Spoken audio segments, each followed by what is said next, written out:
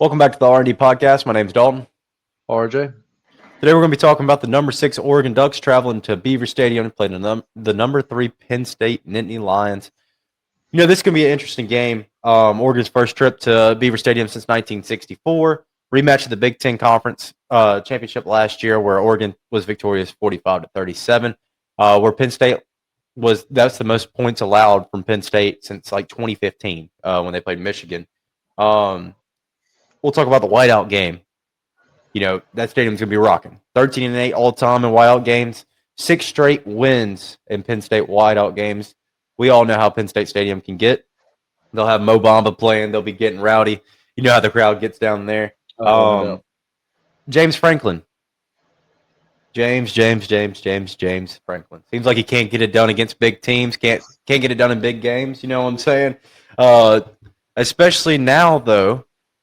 You have the Nittany Lions defense, who's picked up a new defensive coordinator, and Jim Knowles, who faced off against Oregon twice last year with the same offensive coordinator. But you throw in a little bit of a kicker there, adding in Dante Moore.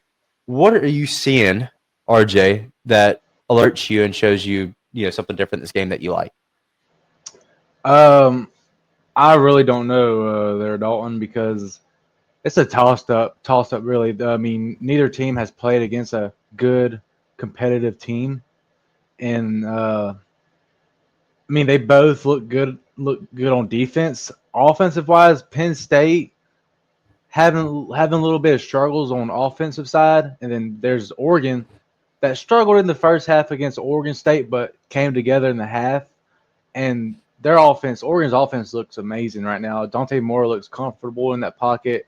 Dante Moore is going to have a headache in Penn State, though, playing against Penn State at Penn State, a whiteout game. So let's dive into one of your first statements there. We'll go into the Penn State offense, right? Because this is kind of the biggest, or one of the biggest talking points of the game for me. We'll talk about this Penn State's run game. You got Katron Allen in the backfield and Nicholas Singleton, 2 amazing 1-2 punches. You know what I'm saying? Like these guys are good. Penn State ranked number 6 in run block, while being ranked number 63 in complete rushing offense. Oregon's defense against the run is number 46 in the nation. This is what hurts me talking about Penn State. Their passing offense. The ability to have explosive plays passing the football. I don't believe in Penn State. Yeah, their run games there is just their passing offense. I mean, if Oregon just comes in this game and stops their run game, I mean, what can Penn State do, you know? You go. One thing that's interesting to me, do you think, a lot of people have said this, how do you like Drew Allar? And do you think Penn State made a mistake by letting Bo Prabella get to Mizzou? I do think they made a mistake. Drew Allar, he's not that. He's not. I mean, he. Pause it, anyway.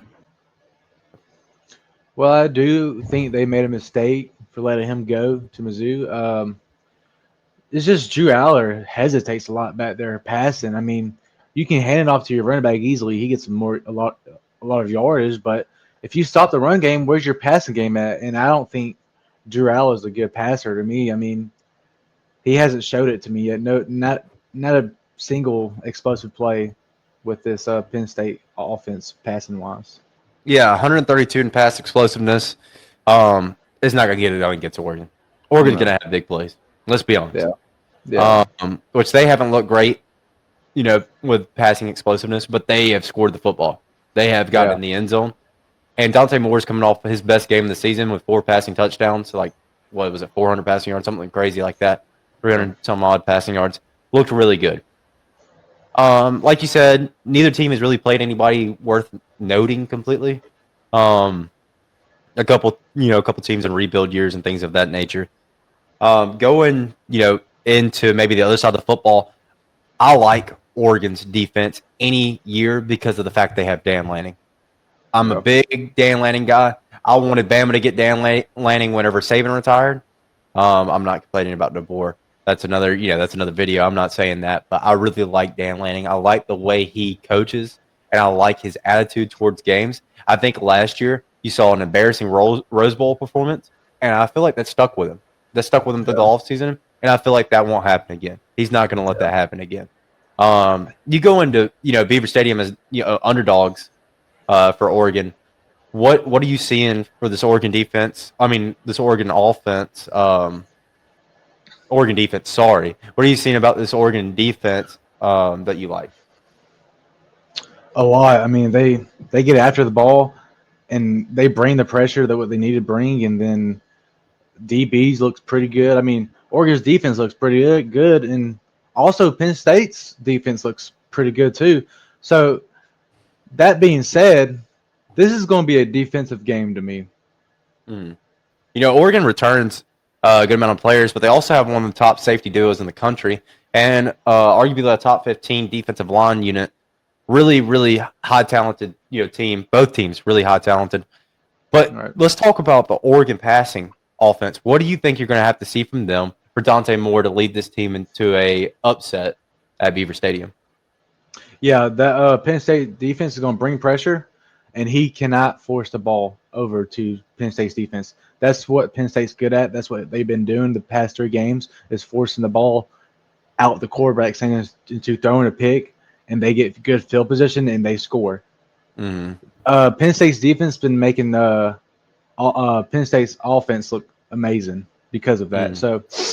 So Dante Moore cannot force the ball over. Stay calm in the pocket. Stay calm with the fans that's screaming at you, and just stay calm in the pocket for Dante Moore. And I feel like Dante Moore can have this game in his hand. Interesting thing for me is the fact that Oregon's run game has been so good this year. Let's talk about Oregon's run game, number 9 in the nation right now, but it's going against Penn State's, crazy front 7, and the fact that they're number 7 in rushing defense. So you're going to have a little bit of a matchup you got going on right there. That's going to be a big deciding factor in this game. But talking about Oregon's offense, you have guys out wide that are good. You got a Bama transfer, Malik Benson. First he was at Florida State, then he goes to Bama, then he goes to Oregon. He's looked really good at Oregon. DeCorian Moore, highly, highly talented freshman. You saw that clip of him blocking the guy all the way to the end zone. Dan Lanning said he wasn't even blocking the right guy, but he was blocking his tail off. So I love it. And that's what you like to see. That's why I like Dan Lanning so much, because of that type of coaching. But Dante Moore, really impressive this year. I like the way this Oregon offense spreads the ball out. I like the way this Oregon offense is able to attack the field. And I like the way Dante Moore throws the football. That being said, you're going on the road to Penn State in a whiteout game with a really good defense. Sucks. Auburn's been there before, and it sucks. Trust me. Yeah, I know. That's a scary place to walk into, right? It sucks to be at night, too. So, but that being said, I don't like Penn State's offense. I don't think they don't. The only thing that stands out to me is that running back duo. Pena's look good. He's a really good receiver, but I don't think he makes a difference in this game in the fact that they can't stretch the field, and I don't think that's going to change against Oregon either.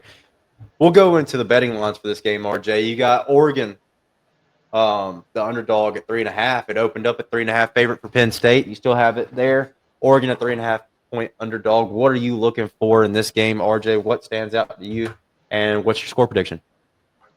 What stands out to me is Penn State's offense.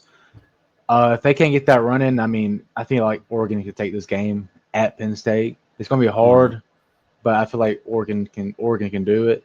And I'm gonna go 27-20 Oregon, because I like Oregon's offense better than Penn State's, and Penn State's defense is good. Don't get me wrong, probably the top 10 defense in the nation.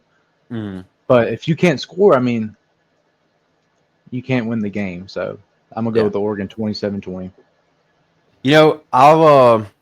I want to agree with you in the fact that I don't believe in Penn State's offense. I like Drew Allar as a person. I think he's a good glue guy in the locker room. I think he's there for a reason. But I don't believe in his ability to throw the ball, stretch the field. And you can argue with me all you want, but stats are stats. And it's been the same problem for the past couple of years while he's been there. On the other hand, I really like Oregon's defense. I really like everything that they got going on over there. I think that's a great program. They're building up something special. You saw last year they were unbelievably good in the regular season, 13-0 last year, and they had a disappointing loss in the Rose Bowl.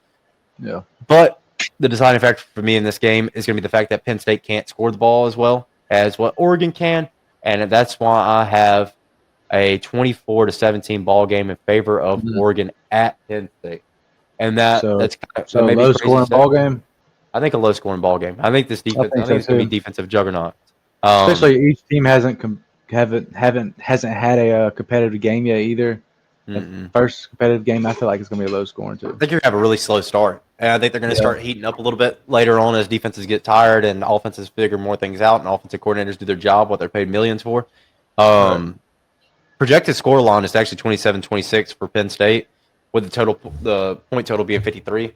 We'll look at the point total. It's 52.5 right now for this game. I don't believe that's covered. No, I I would agree hammer with the that. under on that one, um, just because of the fact that I don't think neither team has faced a defense like the other team has. But there's the flip side of that. Neither defense has faced an offense like the other team has. But I still believe in both coaches' ability to coach the defense. And I don't. James Franklin. A lot of people. He's given decent seasons to Penn State, no doubt, but he hasn't been able to win the big games, and I don't think that changes. Yeah. Um, with Yeah. that being said, what do you have anything else you want to throw in? No, you said it all for me, brother. If you haven't found us, haven't checked us out on TikTok or Facebook yet, go ahead and check us out. It's the RD Sports Podcast. We post reels, we post updates, anything that you could possibly need over there. With all that being said, I think that's all we have for you today. This has been the RD Podcast. My name is Dalton. RJ. We'll catch you next time.